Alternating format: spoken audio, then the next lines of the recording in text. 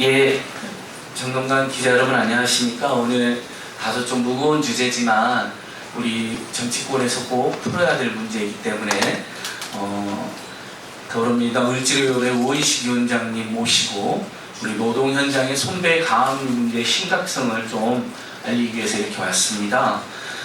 오늘 더불어민주당 을지로위원회 그리고 또 이용득 의원님 그리고 이 노동 현장의 손배 가압류 문제를 대응하고 현황을 알리고 있는 손잡고 모임 그리고 민주노총, 한국노총이 이렇게 함께하고 있습니다. 저는 참여연대에서 사무처장이라고 했지만 오늘은 손잡고 운영위원 자격으로 기자님들께 오게 됐습니다. 오늘 말씀 순서는 우원식 위원님께서 취지 말씀해 주시고요. 우리 손잡고의 배춘환 대표님 그리고 민주노총의 김욱동 부위원장님 한국노총 이정희 사무처장님 이렇게 짧게 말씀드리고 우리 오늘 그 손배 가압류 실제 현장에서 시달리고 있는 쌍용자동차, 기아자동차 비정규직 또 KEC 이렇게 선생님 오셨습니다. 그래서 그분들 또 소개도 하고 짤막하게 말씀드릴 수 있도록 하겠습니다. 그래서 제가 자료는 이렇게 지금 메일로도 드렸고 현장에서도 배포하도록 하겠습니다. 먼저 우원식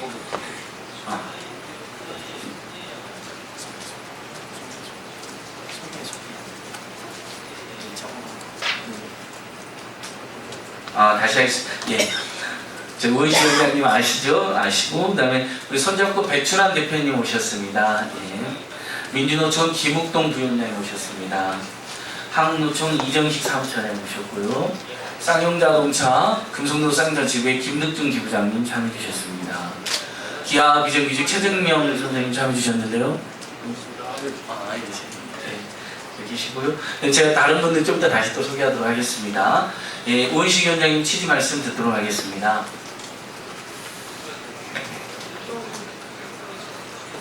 (4년) 전, 그러니까 2012년에 불과 35살의 나이로 한진중공업의 최강서 동지가 목숨을 끊었습니다. 목숨 끊은 이유는 세상에서 태어나서 보지도 못하고 듣지도 못했던 158억이라고 하는 손배소 때문에 유서에다가 손해배상 철회해라 그 158억의 무게 때문에 한 젊은 노동자가 목숨을 끊은 겁니다. 올해 8월로 해서 총 20개 사업장에 1521억, 가압류 144억 이렇게 되어 있습니다. 저도 1521억이라는 돈이 어떻게 생긴 돈인지 잘 모릅니다. 하루에 기껏 일해서 최저임금에 시달리고 또는 그거보다 조금 나은 그렇지만 중산층에도 못 미치는 노동자들이 1521억이라고 하는 돈의 무게가 얼마나 큰지 이것은 사람의 생명을 앗아가고 가정을 파괴할 정도의 그런 무게인 것입니다. 그리고 이것은 바로 정당한 노동상권을 짓밟는 그런 수단이고 그런 무기입니다. 아직 발생되지도 않은 이익을 회사가 일방적으로 정해서 법원에 손해배상이라고 제출하고 법원은 또 그것을 인정해주고 그렇게 해서 노동상권을 빼앗아갑니다. 이렇게 해서는 민주주의 사회를 유지할 수 없습니다. 자본이 힘을 갖고 있으면 노동도 힘을 가져야 합니다. 계속 바위와 계란의 싸움으로 만들면 안 됩니다. 이것을 제도를 바꿔서 바위 대 바위의 싸움으로 공정한 싸움으로 만들어야 우리 사회는 정상의 길로 갈 수 있습니다. 그렇게 하기 위해서 손해배상제도 이건 없어져야 합니다. 노동상권을 짓밟기 위한 손해배상제도는 우리 사회의 악입니다. 19대 국회 은수미 의원을 중심으로 해서 손잡고와 그리고 손해배상 제도를 없애기 위한 노력을 지속적으로 해왔습니다만 19대 국회에서는 뜻을 이룰 수 없었습니다. 저희가 숫자가 적어서 그랬습니다. 20대 국회는 여소야대 국회입니다. 아직 여소야대가 제대로 작동하고 있지는 못합니다만 이것을 제대로 작동시키라고 하는 게 20대 국민들의 민심입니다. 저희들이 그렇게 할 생각입니다. 다시 이 법을 잘 만들어내고 현장에서 이렇게 무자비하게 우리 국민들의 목숨까지 앗아가는 노동상권을 짓밟는 이 잘못된 손해배상제도와 맞서기 위해서 20대 국회에서 저희 을지로위원회가 열심히 끝까지 함께하겠다는 걸 말씀드립니다. 감사합니다. 네, 오이시 위원장님 취지 말씀 감사합니다. 원래 이 쌍용자동차 노동자들에 대한 가혹한 손배 가압류 때문에 그분들 돕자는 노란봉투 캠페인이 시작됐었는데요. 그때 그것을 이렇게 최초에 제안하신 분이기도 하고 그것이 인연이 돼서 이 손잡고 모임의 대표까지 맡게 되셨습니다. 배춘환 선생님 말씀 들어보도록 하겠습니다. 2013년에 크리스마스 때 제가 주부로서 이 문제에 관련 편지를 썼었습니다. 2016년 오늘까지도 아직도 해결이 안 되고 있는 문제입니다. 오늘은 제가 손잡고의 대표로서 여러분께 편지를 드리고자 합니다. 우리가 세상의 모든 이야기를 다 들을 수는 없습니다. 그러나 시간을 내고 품을 들여서 끝까지 귀를 기울여야 하는 이야기들이 있습니다. 세월호 유가족의 이야기, 가습기 살균제 피해자의 이야기, 구역 청년의 이야기, 백남기 농민의 이야기가 그렇습니다. 그 이유는 두 가지입니다. 첫째, 너무나 가까운 우리 이웃의 이야기이고, 둘째, 이 이야기의 결말이 무엇인지에 따라 다음 세대, 즉 우리 아이들이 살아갈 대한민국은 무엇을 귀하게 여기고 누구를 위한 나라인지 여실히 드러날 것이기 때문입니다. 파업으로 인한 손해배상 가압류 피해자의 이야기도 이와 동일한 의미를 가집니다. 노동자에게 청구된 손해배상 청구액 1,521억 원, 그리고 그에 따른 가압류 145억 원. 이 숫자 밑에 우리가 가만히 귀 기울여 듣지 않으면 못 듣고 지나갈 우리 이웃들의 신음소리와 대한민국의 기본 가치가 무너져 내리는 소리가 있습니다. 파업을 했다는 이유로 월급쟁이 노동자가 상상할 수도 없는 금액의 부채 폭탄이 떨어집니다. 누군가는 자신에게 청구된 돈을 다 갚기 위해서는 40년 동안 먹지도 마시지도 입지도 않고 꼬박 모아야 갚을 수 있다고 이야기했습니다.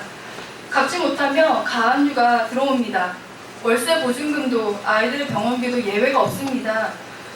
누군가의 죽음에도 자비가 없습니다. 노동자들에게 청구된 금액이 이것이 타당한지 따져 묻기도 힘듭니다. 그러나 우리는 사실 더 근본적인 질문을 해야 합니다. 파업권을 행사했다는 이유로 국가나 기업이 노동자에게 천문학적인 손해배상을 청구하는 것이 정당한가? 2014년 봄 이 질문에 대한 많은 사람들의 답과 마음이 쏟아져 나왔습니다. 그것은 노란봉투 캠페인으로 이어졌고 시민들의 지속적인 지지와 여러 전문가들의 헌신으로 노란봉투 법안이 만들어졌습니다. 2016년 20대 국회에서 노란봉투법이 상정되고 통과되어서 지금도 누군가를 죽음의 수렁으로 몰아가는 손해배상 가압류의 족쇄를 끊어낼 수 있기를 간절히 바랍니다.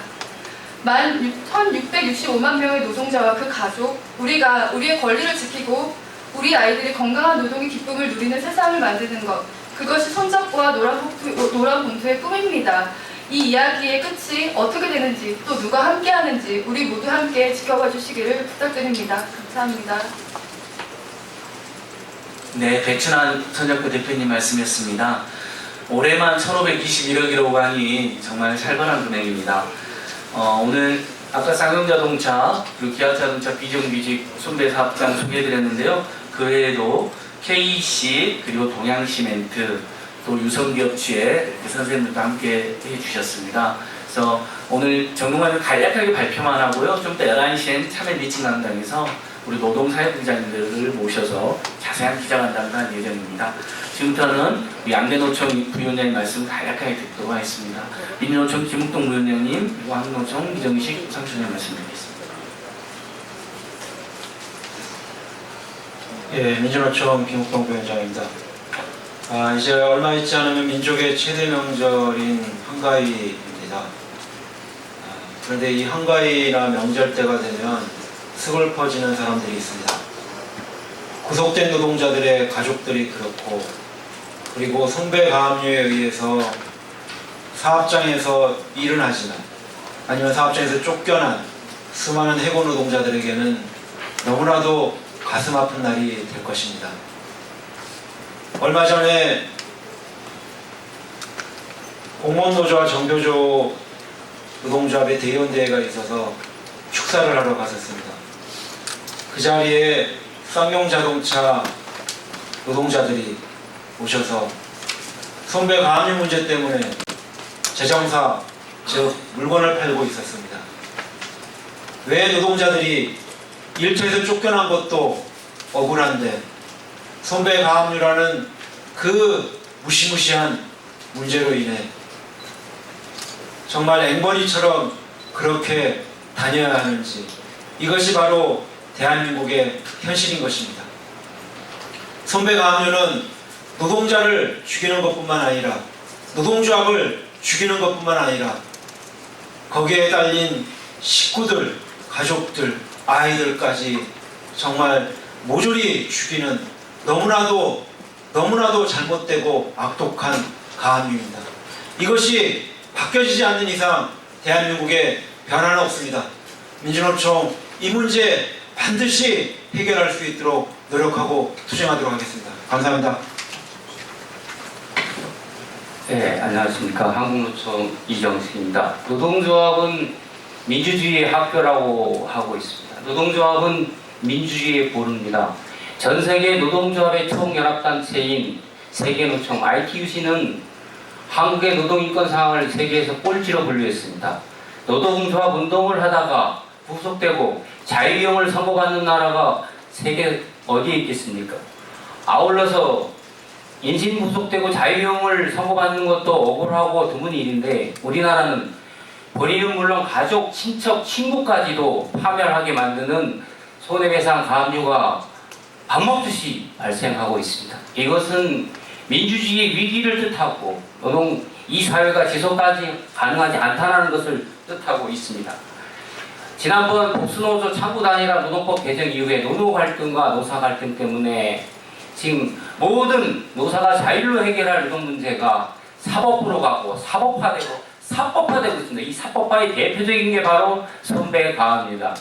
한국노총과 민주노총은 저희 사업장에는 별로 이 선배가압류가 없습니다만은 이것이 노동 인권의 문제, 그리고 한국 사회 민주주의 문제로 간주하고 노동법 개정 핵심 법안으로 계속 법 개정을 요구해 왔습니다. 아까 우원식 위원장도 얘기했지만 그동안에는 야당이 소수라 그래서 못했는데, 이번에는 우리가 두 눈 똑바로 뜨고 지켜보겠습니다. 야당이 과반수가 넘었는데 이 법을 책임지고 우선적으로 개정하도록 한국노총은 총력을 다해서 투쟁해 나가겠습니다. 고맙습니다. 네, 한국노총 이정식 사무처장님 말씀, 민노총 김욱돈 부회의 말씀 정말 고맙습니다. 오늘 쌍용자동차, 기아자동차 비정규직, 동양시멘트 KC, 또 유성기업 등 대표적인 손배가압을 당하는 우리 노동자들이 현장에 많이 오셨습니다. 그래서 제가 시간상의 문제로 다 말씀 못 드릴 것 같고요. 우리 기자님들께서도 한번 귀담아 주셔서 동양시멘트 정의업 직무대행님 오셨는데 동양시멘트 사례를 대표적으로 한 말씀 올리고 죄송합니다. KC에서 정의업 직무대행께서 한 말씀 올린 다음에 저희들이 이 실정을 좀 생생한 목소리로 전하고 좀 더 자세한 기자 간담회는 11시에 참 미친 간담회에서 옮겨서 진행하도록 하겠습니다. 네, 반갑습니다. 구매에서 왔는데요.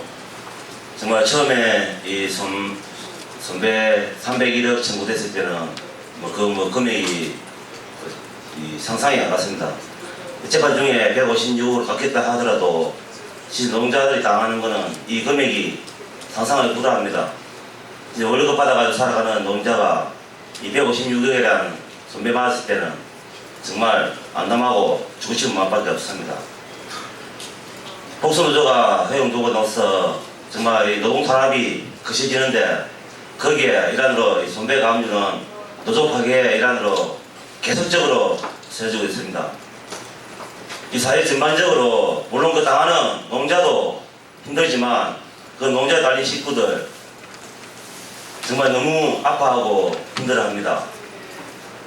각 기자분들이 이 선배 문제에 대해서 정말 상세하게 자세하게 좀 알려주셔가지고 더 이상 선배로 인하여 고통받는 노동자들이 없었으면 하는 게 바랍니다. 네, 감사합니다. 네, 우리 KC 정의업 직무대행께서 말씀해 주신 것처럼 최초 청구 금액이 306억이었습니다. 우리 언론사 기자님들께서도 대부분 언론노조나 언론사별 노동조합에 이렇게 다 속해 있는 걸로 알고 있는데요. 당연히 우리 노동자들의 헌법 상품상에 단결권, 단체 교섭권, 행동권 했다가 손해배상 금액 306억 이렇게 당하면 누가 노동조합을 할 수 있고 누가 살아남을 수 있겠습니까? 그래서 이 문제는 시민의 기본권 문제, 우리 국민의 최소한의 삶의 안정이 파괴되는 문제로 이렇게 여겨주셔서 우리 기자님께서 많은 관심 부탁드리고요. 오늘 이용득 의원님 또 을지로위원회 오원식 위원장님과 기자회견에서 우리 정동관 이신 기자님들께 이 정도 저희가 상황을 발표드리고 누적 금액이 아닙니다. 올해 상반기에만 1,522억입니다. 그전 금액까지 하면 엄청난 금액입니다. 그래서 좀 더 자세한 내용 11시에 제가 또 별도로 기자간담회를 통해서 진행하도록 하겠습니다. 오늘 기자님들 귀 기울여 주셔서 고맙습니다. 저희 발표를 마치도록 하겠습니다. 안녕히 계십시오.